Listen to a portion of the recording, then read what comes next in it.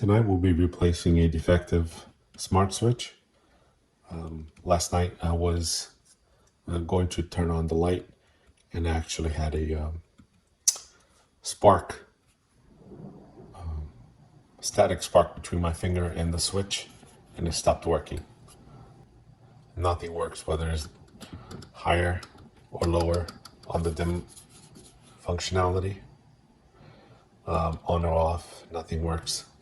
As you can see, this is the same brand, same model. This one works fine.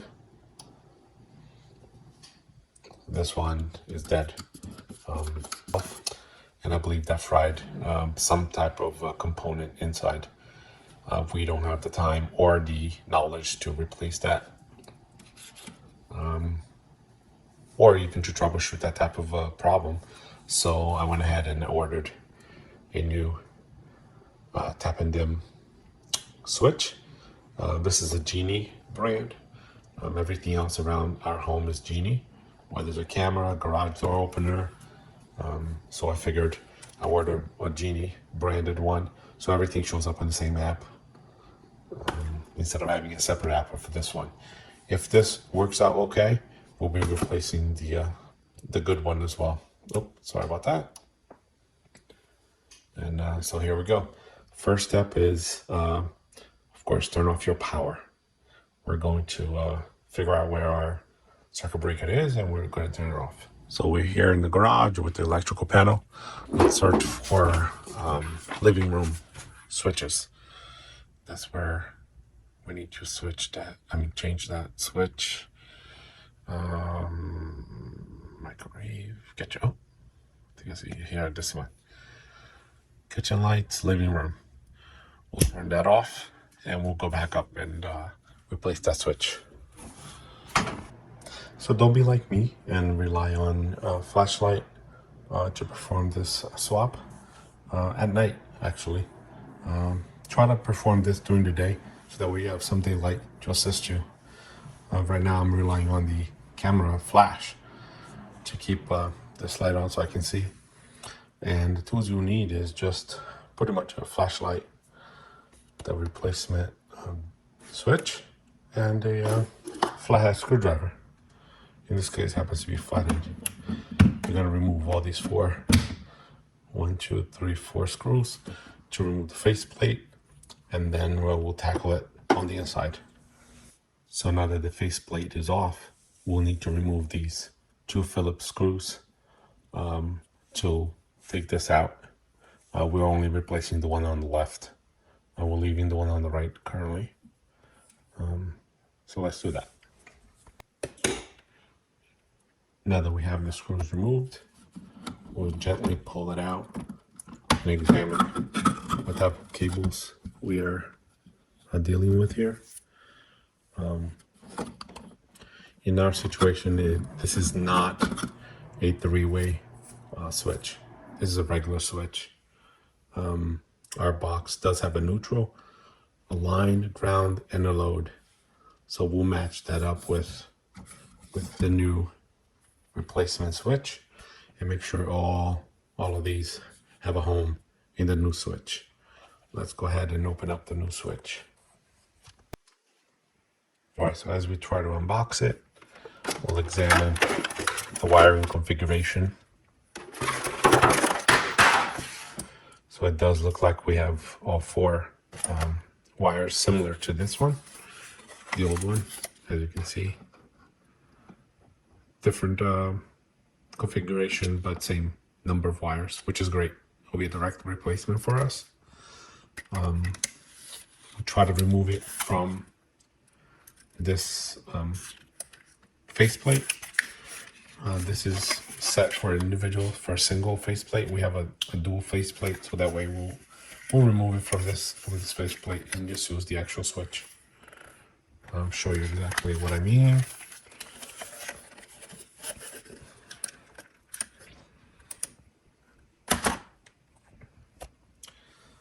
A little clip over here.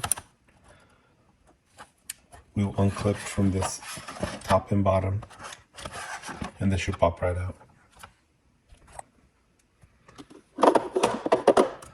See if we can try to use a knife.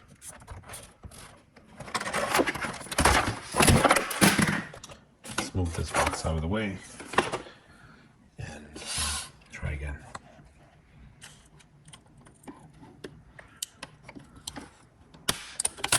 Maybe this one and two.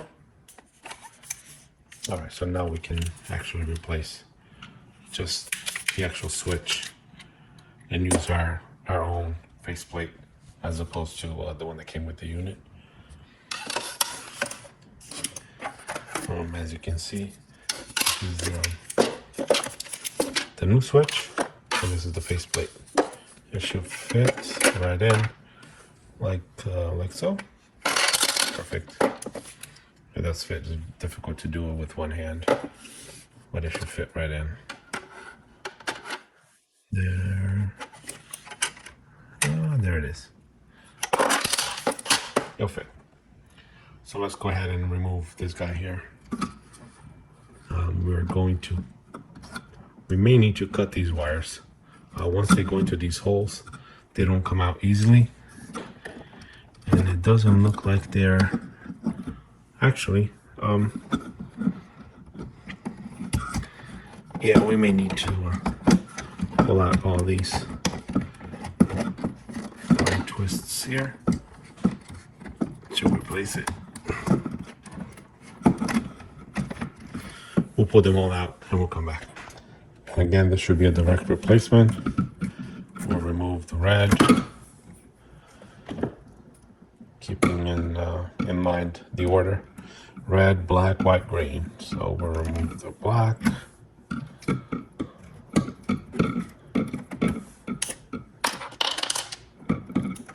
The white.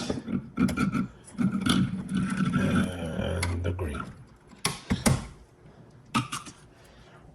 So for us will be red, black, white, green. Trying to peel off that yellow warning sticker.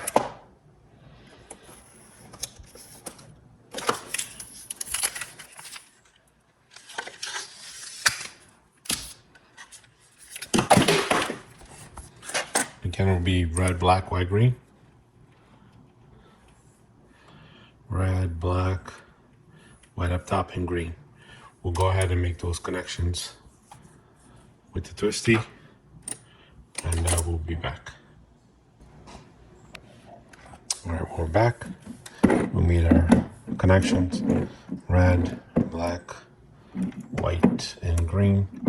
So now we should try to fold them into the outlet without damaging anything. These are pretty tough wires, but we do not want to really force it too much. Okay, so got this much in. Now we'll flip this up, and this is where our new switch goes. We'll try to screw in there. Let's see if it fits.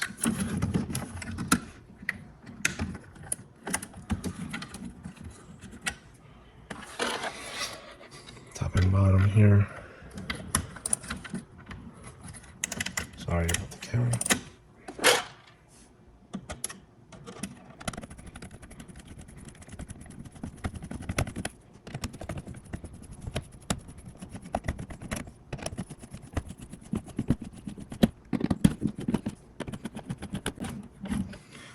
We don't want to make it too tight because we do have to align it with the wall plate.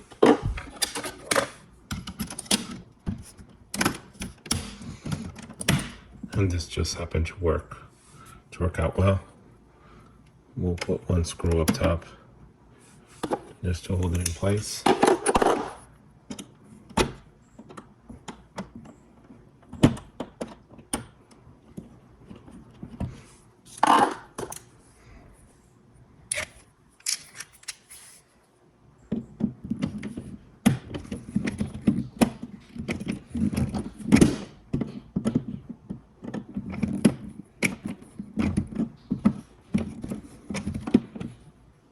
Sorry about the camera. That's it. We'll put the other three later. We're going back to the panel and turning on that circuit. Here we are. Where's that? kitchen lights, the living room. Turn it back on. Now close this up. We'll go back upstairs to make sure everything is good. And now it looks good. We'll turn this one on so we can see. And actually we'll turn this off just to test. It's hard to tell, but this one is good. It's hard for you guys to tell, and yeah, but it is working, which is great. I'll go ahead and I'll put in the remaining screws, and we'll go back to the app just to set it up. I did forget to mention that the kit came with obviously instructions, faceplate, and also 4 wire nuts and 2 screws in case you didn't have them to replace it. As I mentioned, right now, sorry, it does look good. Dimming looks good. On and off is pressing. And he's waiting for a Wi-Fi connection, which we'll do right now. And to set it up, go straight into your Geenie app. And this is our Geenie app here. Oh, interesting. I guess it detected a device available right away on nearby. We'll select add. And I will blur out my Wi-Fi name and Wi-Fi password. We'll go to next step. And this is what it detected, which is great. We'll click on it and see what we can change. Actually, we don't want to change, just click done.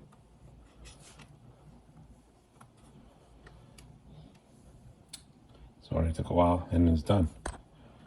So now here's functionality, on and off. I'm going to turn off the other light so that you can notice it. On and off right now, perfect. And brightness.